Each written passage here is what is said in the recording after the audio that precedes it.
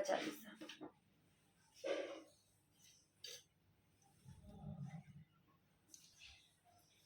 नमो नमो दुर्गे सुखकर्णी, नमो नमो अम्बे दुखरनी। निरंकार है ज्योति तुम्हारी, तिहु लोक फैली उजियारी। शशि ललाट मुख महाविशाल, नेत्र लाल भ्रिकटु बिकराला। रूप मातु को अधिक सुहावे, दरस करत जन अति सुख पावे। तुम संसार शक्ति लय कीना, पालन हेतु अंदन दीना। अन्नपूर्णा हुई जग पाला, तुम्ही आदि सुंदरी बाला। प्रलय काल शब नासनहारी, तुम गौरी शिव शंकर प्यारी। शिव योगी तुम्हारे गुण गावे, ब्रह्मा विष्णु तुम्हें निध्यावे। रूप सरस्वती को तुम धरा, दे सुबुद्धि ऋषि मुनि नुबारा। धरियो रूप नरसिंह को अम्बा, प्रकट भई फाड़ कर खंबा। रक्षा करी प्रहलाद बचाओ, हिरण्यकश्यप को स्वर्ग पचाओ। लक्ष्मी रूप धरो जगमाही, श्री नारायण अंग समाई। क्षीर सिंधु में करत बिलासा, दया सिंधु में दीजे मन आशा। महिमा हिमलाद ना बखानी, मातंगी अरु धूमावती माता। भुवनेश्वरी बंगला सुख दाता, श्री भैरव तारा जग तारनी। छिन्न भाल भव दुख निवारनी, केहरी वाहन सोह भवानी। लांगुर वीर चलत अगवानी, कर में खप्पड़ खरग विवाजे। जाको देख काल डर भाजे, सोहे अस्त्र और त्रिशूला। जाते उठत शत्रु है सीला, नगर कोटि में तुम्ही विराजत। तिहु लोक में डंका बाजत, शुंभ निशुंभ दानव तुम मारे। रक्त बीच संखन संघारे, महिषासुरनित अभिमानी। जेगी अखबार मही अकुलानी, रूप कराल काली को धारा। सेन सहित तुम तिहि सिंहारा, पड़ी गाड़ जन्नत पर सब तब।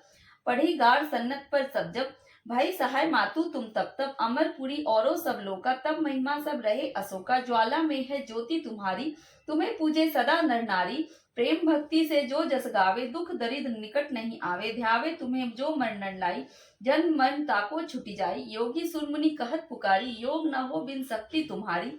शंकर अचारस तब किनो, अकाम अरु क्रोध जीती सब लीना। निस्दिन ध्यान धरो शंकर को, काहू काल नाही सुमरो तुमको।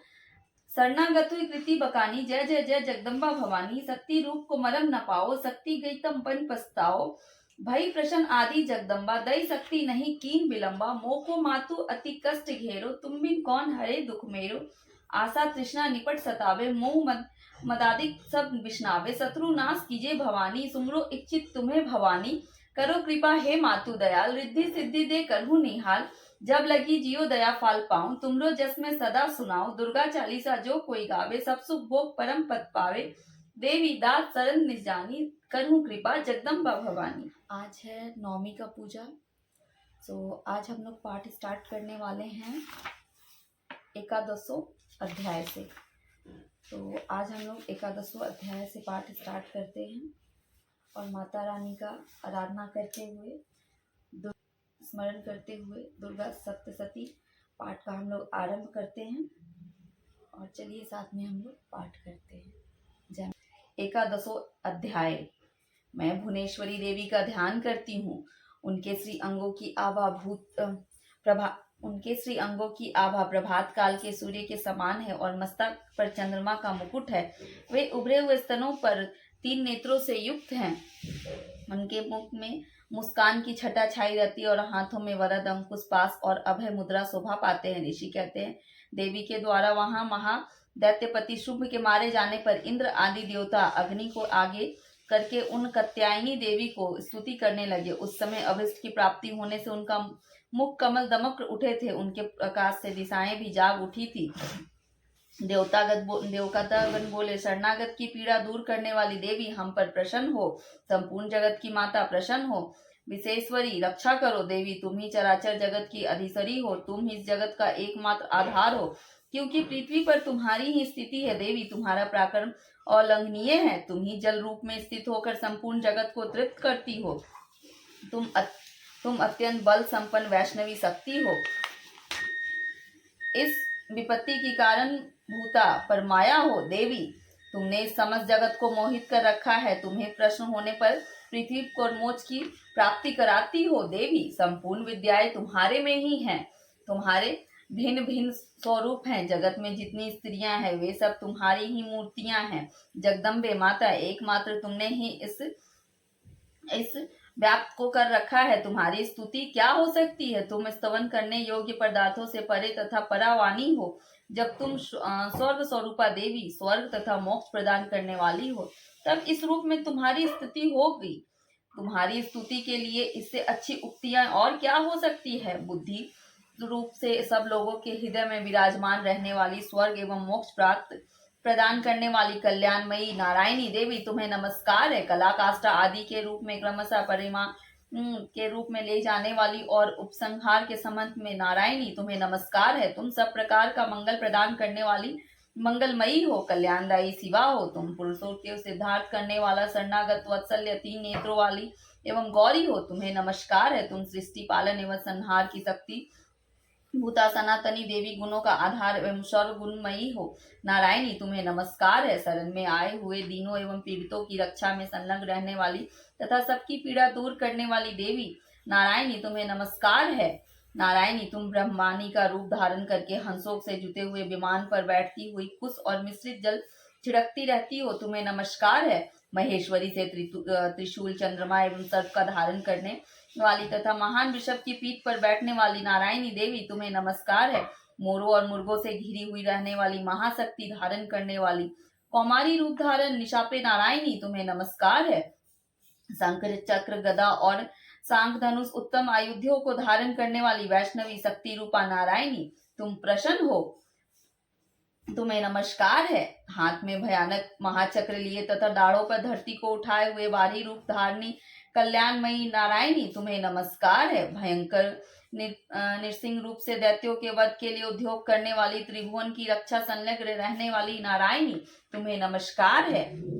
मस्तक पर किरीट और हाथ में महावज्र धारण करने वाली, सहस्त्र नेत्रों के कारण उद्दीप दिखाई देने वाली तथा वित्रासुर के प्राण का अपहरण करने वाली इंद्र शक्ति रूपा नारायणी देवी तुम्हें नमस्कार है। शिवदूत रूपी से दैत्यों की महती सेना का संहार करने वाली, भयंकर रूप धारण तथा विकट गर्जना करने वाली नारायणी तुम्हें नमस्कार है। दाढ़ों के कारण विकराल मुख वाली, मुंडमाला से विभूषित मुंडदायिनी चामुंडा रूपी नारायणी तुम्हें नमस्कार है। लक्ष्मी, लज्जा, महाविद्या, श्रद्धा, पृष्टि, स्वधा, ध्रुवा, महारात्रि तथा महाअधिरूपा नारायणी तुम्हें नमस्कार है। मेधा, सरस्वती तथा महाअधिरूपा नारायणी तुम्हें नमस्कार है। मेधा, सरस्वती, वरा, श्रेष्ठा, भूति, ऐश्वर्य, भ्रामरी, भूरे रंग की अर्थात पार्वती, तामसी, महाकाली, समय परायणा, ईशा, सबकी अधीसरी रूपनी नारायणी तुम्हें नमस्कार है। सर्व स्वरूपा, सर्वेश्वरी तथा सब प्रकार की शक्तियों से संपन्न दिव्य रूपा दुर्गे देवी, भयों से हमारी रक्षा करो, तुम्हें नमस्कार है। कात्यायनी, यह 3 लोचनों से विभूषित तुम्हारा सौम्य मुख सब प्रकार के भयों से हमारी रक्षा करे, तुम्हें नमस्कार है। भद्रकाली, ज्वालाओं के कारण विकराल प्रतीत होने वाला, अत्यंत भयंकर और समस्त असुरों का संहार करने वाला तुम्हारा त्रिशूल भय से हमारे बचाए, तुम्हें नमस्कार है। देवी, जो अपनी ध्वनि से संपूर्ण जगत को व्याप्त करके दैत्यों के तेज नष्ट किए देता है, वह तुम्हारा घंटा हम लोगों के पापों से उसी प्रकार रक्षा करे जैसे माता अपने पुत्रों के बुरे कर्मों से रक्षा करती है। चंडिके, तुम्हारे हाथों से सुशोभित खगर जो असुरों के रक्त और चर्बी से चर्चित हैं, हमारा मंगल करे, हम तुम्हें नमस्कार करते हैं। देवी, तुम प्रसन्न होने पर सब रोगों को नष्ट कर देती हो और कुपित होने पर मनवांछित सभी कामनाओं का नाश कर देती हो। जो लोग तुम्हारी शरण में आ चुके हैं उन पर विपत्तियां तो आ ही नहीं सकती। तुम्हारी शरण में आए हुए मनुष्य दूसरों को शरण देने वाले हो जाते हैं। देवी अंबिके, तुमने अपने स्वरूप को अनेक भागों में विभक्त करके नाना प्रकार के रूपों से जो इस समय धर्मद्रोही महादैत्यों का संहार किया है, वह सब दूसरी कौन कर सकती है। विद्याओं में ज्ञान का प्रकाशित करने वाले शास्त्रों तथा आदि वाक्यों में तुम्हारे सिवा किसका वर्णन है। तुम सबको छोड़कर दूसरी कौन ऐसी शक्ति है जो इस अज्ञानमय घोर अंधकार से परिपूर्ण माता रूपी गढ़े में निरंतर भटका रही हो, जहाँ राक्षस, जहाँ भयंकर विष वाले सर्प, जहाँ शत्रु, जहाँ लुटेरों की सेना और जहाँ दाव नाल हो वहां तथा समुद्र के बीच में भी साथ रहकर तुम सबकी रक्षा करती हो। विश्वेश्वरी, तुम विश्व का पालन करती है, विश्व रूपा हो इसलिए संपूर्ण विश्व का धारण करती हो। तुम भगवान विश्वनाथ की वंदनिया हो। जो लोग भक्ति पूर्वक तुम्हारे सामने मस्तक झुकाते हैं वे संपूर्ण विश्व को आश्रय देने वाले हो जाते हैं। देवी, प्रसन्न हो। जैसे इस समय असुरों का वध करने से तुम्हें शीघ्र ही हमारी रक्षा की है, उसी प्रकार सदा हमें शत्रुओं के भय से बचाओ। संपूर्ण जगत का पाप नष्ट करने और उत्पात एवं पापों का फलस्वरूप प्राप्त करने वाली महामारी आदि बड़े उत्प्रदों को शीघ्र दूर करने वाली, विश्व की पीड़ा दूर करने वाली देवी, तुम हमारे चरणों पर पड़े हुए हम पर प्रसन्न हो। विश्व की पीड़ा दूर करने वाली, हम तुम्हारे चरणों पर पड़े हुए हैं, हम पर प्रसन्न हो। त्रिलोक निवासिनी की पूजा परमेश्वरी, सब लोगों को वरदान दो। देवी बोली, देवताओं, मैं वर देने को तैयार हूँ। तुम्हारे मन में जिसकी इच्छा है वो वर मांग लो। संसार के लिए उस उपकार वर को मैं अवश्य दूंगी। देवता बोले, सर्वेश्वरी, तुम इस प्रकार तीनों लोकों की समस्त बाधाओं को शांत करो और तुम्हारे हमारे शत्रुओं को नाश करती रहो। देवी बोली, देवताओं, वैश्वस्त मनवंतर के 28वें युग में शुंभ और निशुंभ नाम के 2 अन्य महादैत्य उत्पन्न होंगे। तब मैं नंदगोप के घर में उनकी पत्नी यशोदा के घर में अवतीर्ण हूँ, विंध्याचल में जाकर रहूंगी। उक्त दोनों असुरों का नाश करूंगी। फिर अत्यंत भयंकर रूप से पृथ्वी पर अवतार ले वैपरीत नाम से दानवों का वध करूंगी। उन भयंकर महादैत्यों का भक्षण करते समय मेरे दांत अनार के फूल के समान भांति लाल हो जाएंगे। तर स्वर्ग में देवता और मृत्युलोक में मनुष्य सदा मेरी स्तुति करते हुए मुझे रक्त दंतिका कहेंगे। फिर जब पृथ्वी पर 100 वर्षों के लिए वर्षा रुक जाएगी और पानी का अभाव हो जाएगा, उस समय मुनियों के स्तवन करने में पृथ्वी का अयोनिजा रूप में प्रकट होंगी और 100 नेत्रों से मुनियों को देखूंगी। अतः मनुष्य शताक्षी इस नाम से मेरा कीर्तन करेंगे। देवताओं, उस समय मैं अपने शरीर से उत्पन्न हुए शाकों द्वारा समस्त संसार का भरण पोषण करूंगी। जब तक वर्षा नहीं होगी तब तक वो साप ये सबके प्राणों की रक्षा करेंगे। ऐसा करने के कारण पृथ्वी पर शाकंभरी के नाम से मेरी ख्याति होगी। उसी अवतार में मैं दुर्गम नामक महादैत्यों का वध भी करूंगी। इससे मेरा नाम दुर्गावती के रूप में प्रसिद्ध होगा। फिर जब मैं भीम रूप धारण करके मुनियों की रक्षा के लिए हिमालय पर रहने वाले राक्षसों का भक्षण करूंगी, उस समय सब मुनि भक्त से नतमस्तक होकर मेरी स्तुति करेंगे। तब मेरा नाम भीमा देवी के नाम से विख्यात होगा। जब अरुण नामक दैत्य तीनों लोकों में भारी उपद्रव मचाएगा, तब तीनों लोकों का हित करने के लिए 6 पैर वाले असंख्य भ्रमरों का रूप धारण करके उस महादैत्य का वध करूंगी। उस समय सब लोग भ्रामरी के नाम से चारों ओर मेरी स्तुति करेंगे। इस प्रकार जब जब संसार में दानवी बाधा उपस्थित होगी, तब तब अवतार लेकर मैं शत्रुओं का नाश करूंगी।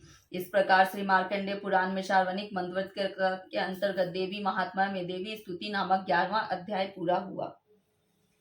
12वां अध्याय। मैं 3 नेत्रों वाली दुर्गा देवी की ध्यान करती हूँ।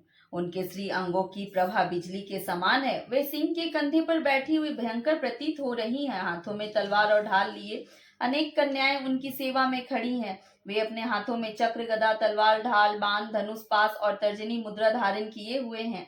उनका स्वरूप अग्निमय है और वे माथे में चंद्रमा का मुकुट धारण करती हैं। देवी बोली, देवताओं, जो एकचित्र होकर प्रतिदिन स्तुतियों से मेरा स्तवन करेगा, उसकी सारी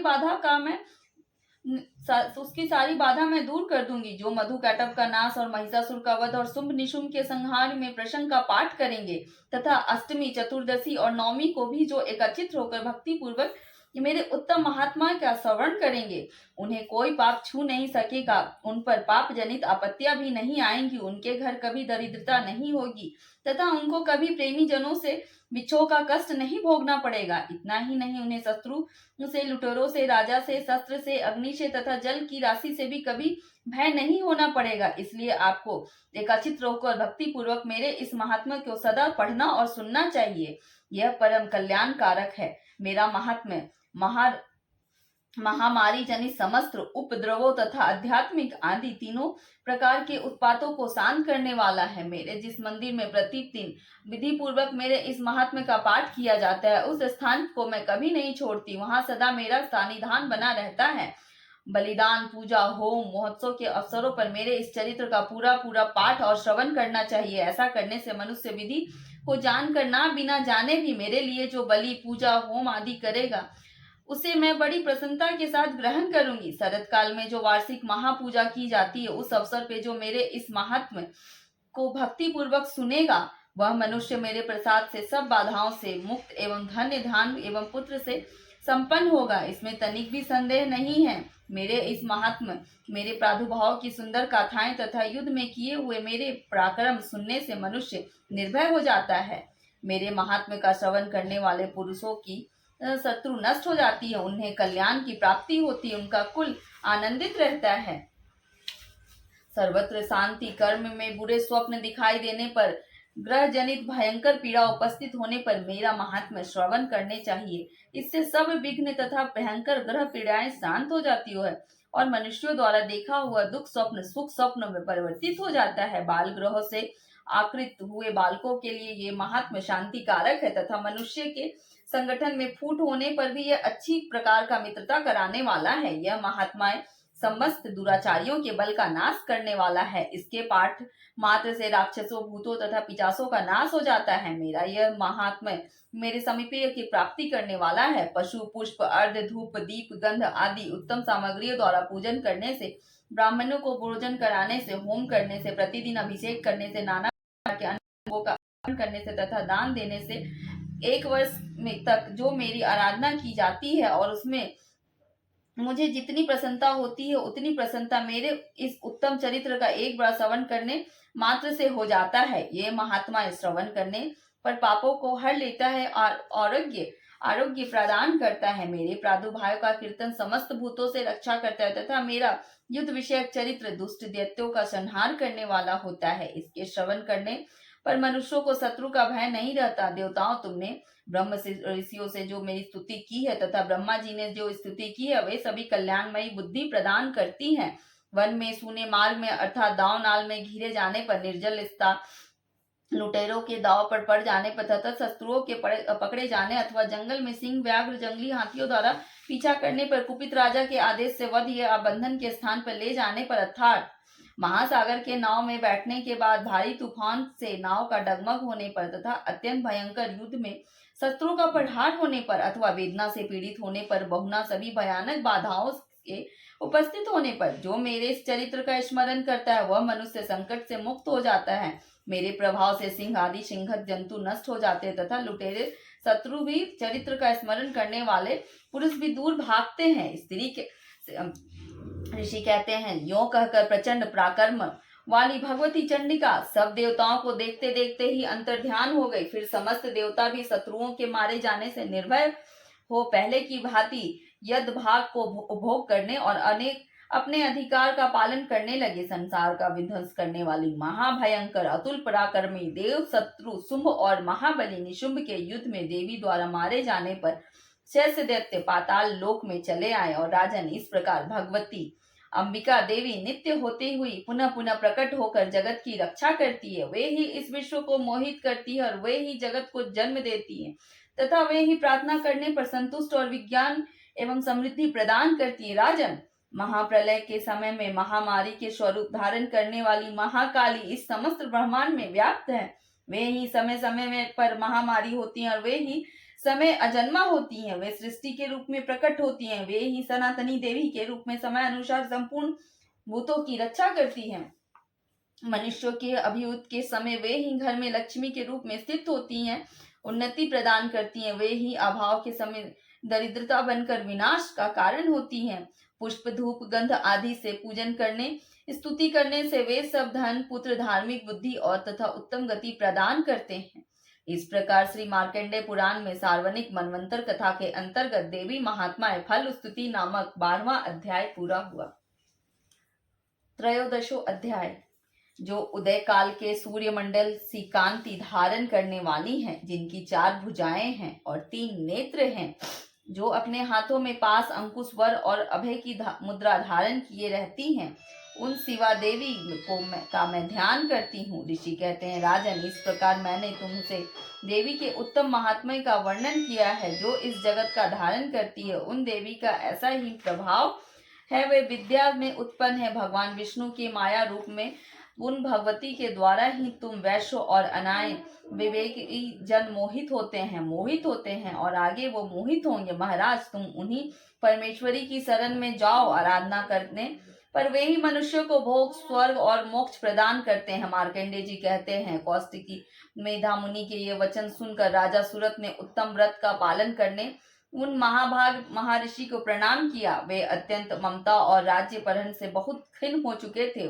महामनु इसलिए विरक्त होकर वे राजा और वैश्य तत्काल तपस्या को चले गए। वे जगदम्बा के दर्शन के लिए नदी के तट पर रहकर तपस्या करने लगे। वे वैश्य उत्तम देवी सूक्त का जप करते हुए तपस्या का प्रवृत्त हुए। वे दोनों नदी के तट पर देवी की मिट्टी की मूर्ति बनाकर पुष्प धूप हवन आदि के द्वारा आराधना करने लगे। उन्होंने पहले तो आहार को धीरे धीरे कम किया, फिर बिल्कुल निराहार रहकर देवी को मन ही मन लगाए हुए एकाग्रता पूर्व से उनका चिंतन आरंभ किया। वे दोनों अपने शरीर में रक्त से प्रोक्षित बलि देते हुए लगातार 3 वर्षों तक संयम पूर्वक आराधना करते रहे। इस पर प्रसन्न होकर जगत को श्रवण करने वाली चंडिका देवी ने प्रत्यक्ष दर्शन देकर कहा। देवी बोली, राजन तथा अपने कुल को आनंदित करने वाले वैसे तुम लोग जिस स्तुति की अभिलाषा रखते हो वह मुझसे मांगो, मैं संतुष्ट हूँ, अतः तुम्हें वह सब कुछ दूंगी। मार्कंडेय जी कहते हैं, जब राजा ने दूसरे जन्म में नष्ट ना होने वाला राज्य मांगा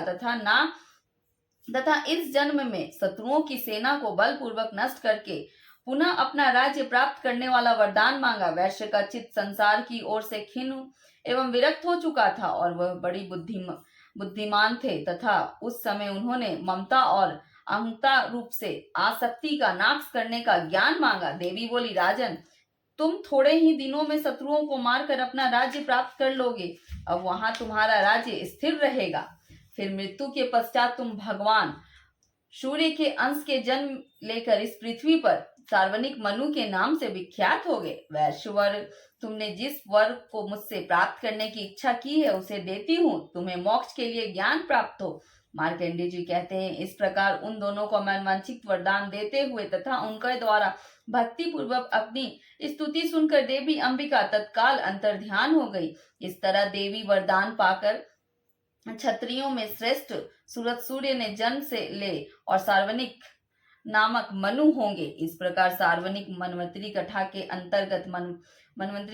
अंतर्गत देवी महात्म्य में सूरत वैश्य को वरदान नामक 13वां अध्याय पूरा हुआ। सो गाइज, यहाँ पे पूजा समापन हुआ और वीडियो डालने में थोड़ा लेट हो गया था क्योंकि घर में कुछ गेस्ट लोग आ गए थे, तो जिसकी वजह से हम वीडियो अपलोड नहीं कर पाए थे। उसके लिए बहुत बहुत आप लोगों से क्षमा। और यहाँ मैं माता रानी से अपनी जो विनती थी वही मांग रही थी। सो माता रानी तो दयामयी हैं, वो सबकी सुनती हैं, सो आप लोगों की भी सुनेंगी। सो आप लोग ऐसे ही चैनल पे बने रहें। क्षमा याचना। मैं ना मंत्र जानती हूँ माँ, ना यंत्र जानती हूँ। मुझे स्तुति का भी ज्ञान नहीं है, ना आवाहन का पता है, ना ध्यान का स्रोत तथा कथाओं की भी जानकारी नहीं है। ना तो तुम्हारी मुद्राएं जानती हो, ना मुझे व्याकुल होकर विलाप करना आता है।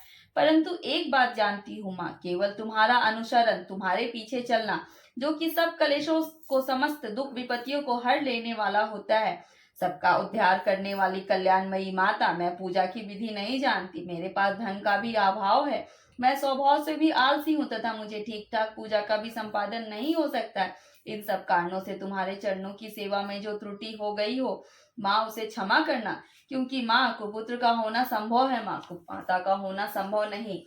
माँ, तुम इस पृथ्वी पर सीधे साधे पुत्र पुत्री तो बहुत से होंगे, किंतु उन सब में मैं अत्यंत चपल बालिका हूँ माँ। मेरी जैसे चंचल कोई विरला ही होगी सिवे। मेरा जो यह त्याग है यह तुम्हारे लिए कदापि उचित नहीं है, क्योंकि संसार में कुपुत्र का होना संभव है माँ, कुमाता का होना संभव नहीं। जगदम्बे माता, मैंने तुम्हारे चरणों की सेवा कभी नहीं की। देवी, तुम्हें अधिक धन भी समर्पित नहीं किया, तथापि मुझ जैसे अधमर जो तुम अनुपम स्नेह करती हो, इसका कारण यही है कि संसार में कुपुत्र का होना संभव है माँ, कुमाता का होना संभव नहीं। गणेश जी को जन्म देने वाली माता पार्वती, अन्य देवताओं की आराधना करते समय मुझे नाना प्रकार की सेवाओं में व्यग्र रहना पड़ता है, इसलिए मैं तुम्हारी अच्छी से सेवा भी नहीं कर पाती। इस समय यदि तुम्हारी कृपा नहीं होगी तो मैं अविलंब रहित होकर किसकी शरण में जाऊंगी माँ। माता अर्पणा, तुम्हारे मंत्र का एक अक्षर भी कान में पड़ जाए तो उसका फल यह होता है कि मूर्ख चांडाल भी मधुपाक के समान मधुर वाणी का उच्चारण करने वाला उत्तम वक्ता हो जाता है। दीन मनुष्य भी करोड़ों स्वर्ण मुद्राओं से संपन्न हो चिरकाल तक निर्भय विहार करता रहता है। जब तक मंत्र के एक अक्षर के श्रवण का फल ऐसा है, तो जो लोग विधि पूर्वक जप में लगे रहते हैं उनके जप से प्राप्त होने वाला उत्तम फल कैसा होगा, इसको कौन मनुष्य जान सकता है। भवानी अपने अंगों में चिता की राख तथा भभूत लपेटे रहती हैं, जिनका विष ही भोजन है, और दिगंबर धारी नग्न रहने वाली, मस्तक पर जटा और कंठ में नागराज वासुकी के हार को धारण करते हैं, तथा जिनके हाथ में कपाल भिक्षा पात्र शोभा पाते हैं, ऐसे भूतनाथ पशुपति जो एकमात्र जगदीश की पदवी धारण करते हैं। इसका क्या कारण है? यह महत्व उन्हें कैसे मिला? यह केवल तुम्हारे प्राणी ग्रहण की परिपाटी का फल है। तुम्हारे साथ विवाह होने से ही उनका महत्व बढ़ गया। मुख में चंद्रमा की शोभा धारण करने वाली माँ, मुझे मोक्ष की इच्छा नहीं है, न संसार की वैभव की अभिलाषा है, न विज्ञान की उपेक्षा है, न सुख की आकांक्षा है। अतः तुमसे मेरी यही याचना है माँ, मेरा जन्म मृदानी, रुदानी, शिव, शिवा, भवानी इन नामों का जाप करते हुए बीते। माँ श्यामा, नाना प्रकार की पूजन सामग्रियों से कभी तुम्हारी विधि पूर्वक आराधना नहीं हो सकी मुझसे। सदा कठोर भाव का चिंतन करने वाली मेरी वाणी ने कौन सा अपराध नहीं किया, फिर भी तुम स्वयं ही प्रयत्न करके मुझ अनाथ पर जो किंचित कृपा दृष्टि रखती हो माँ, यह तुम्हारे ही योग्य है।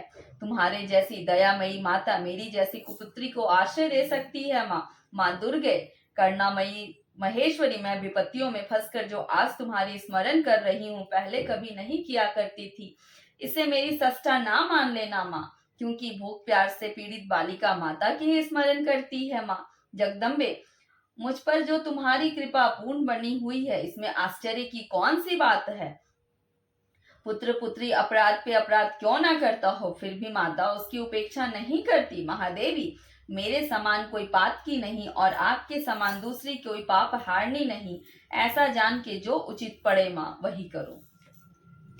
सो फ्रेंड्स, जो लोग मेरे चैनल पे नए हैं वो जल्दी से जल्दी मेरे चैनल को सब्सक्राइब कर दे। थोड़ा सा वीडियो डालने में लेट हुआ है, पर माता रानी का ब्लॉग है, आप लोगों को तो इतना बनता ही है।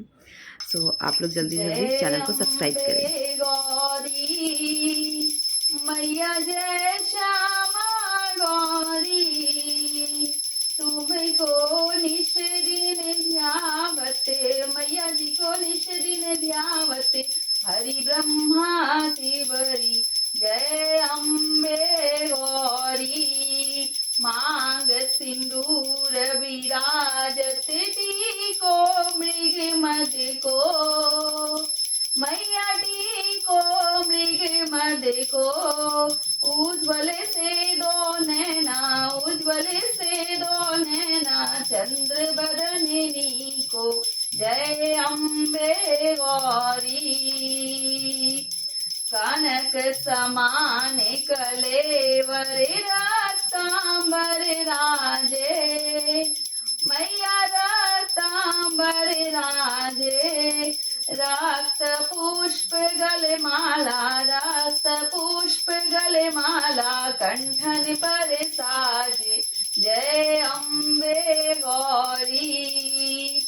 मैया जय श्यामा गौरी, के हरि वाहन राजत, खगड़ खपड़ धारी, मैया खगड़ खपड़ धारी, सुर नर मुनि जन सेवत, सुर नर मुनि जन सेवत, तिनके दुख हारी, जय अम्बे गौरी।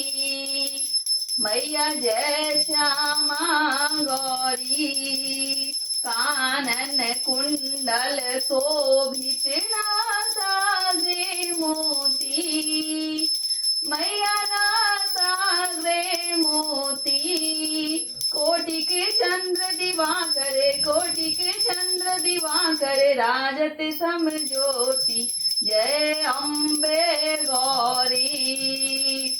मैया जय श्यामा गौरी, शुंभ निशुंभ विदारे, महिषासुर घाती, मैया महिषासुर घाती, धूम्र विलोचन नैना, धूम्र विलोचन नैना, निस दिन मदमाती, जय अम्बे गौरी।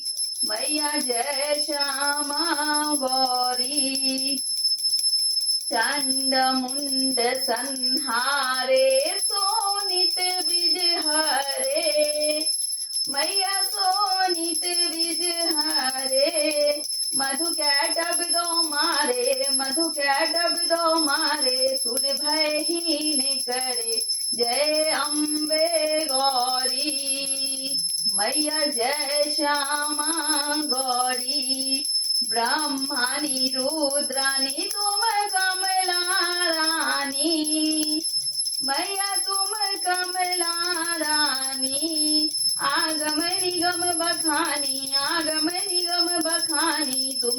पट रानी, जय अम्बे गौरी। मैया जय श्यामा गौरी, 64 योगिनी गावत नृत्य करत भैरो। मैया नृत्य करत भैरो, बाजत ताल मृदंगा, बाजत ताल मृदंगा और बाजत डमरू, जय अम्बे गौरी। मैया जय श्यामा गौरी, तुम ही जग की माता, तुम ही हो भरता।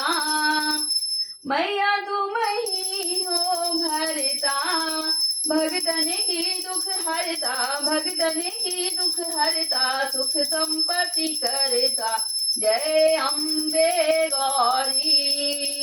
मैया जय श्यामा गौरी, भुजा चारे अति शोभित वर मुद्राधारी। मैया वर मुद्राधारी, मन वांछित फल पावते, मन वांछित फल पावत, सेवत नर नारी, जय अम्बे गौरी। मैया जय श्यामा गौरी, कंचन थाल विराजत अगर कपूर बाती।